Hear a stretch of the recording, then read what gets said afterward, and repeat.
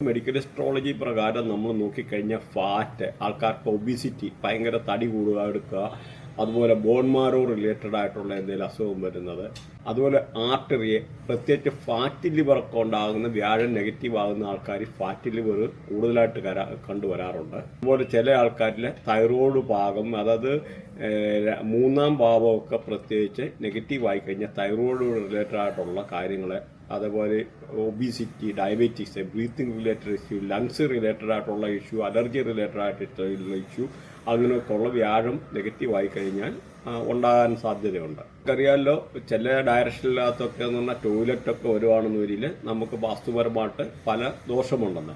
അപ്പം ഈ ഗുരുവിൻ്റെ ഭരിക്കുന്ന ഡയറക്ഷൻ എന്ന് പറഞ്ഞാൽ നോർത്ത് ഈസ്റ്റ് ഡയറക്ഷനാണെന്ന് മനസ്സിലാക്കുക. നോർത്ത് ഈസ്റ്റ് എന്ന് പറഞ്ഞാൽ ഈശാന കോണം. പ്രത്യേകിച്ച് ഇതൊരു ക്രിയേറ്റിവിറ്റിയുടെ ഡയറക്ഷനാണ്. നമുക്ക് നല്ല തിങ്കിങ് ഉണ്ടാകാൻ, നല്ലതായിട്ടുള്ള നമ്മുടെ ബിസിനസ്സിനകത്തൊക്കെ ഗ്രോത്ത് ഉണ്ടാകണമെങ്കിൽ നല്ല ക്രിയേറ്റിവിറ്റി ഐഡിയ ഒക്കെ വേണം. അപ്പം ഇവിടെ വാസ്തുപുരുഷൻ്റെ തലയായിട്ട് ഈ ഒരു ഡയറക്ഷൻ വരും, നോർത്ത് ഈസ്റ്റ് ഡയറക്ഷൻ.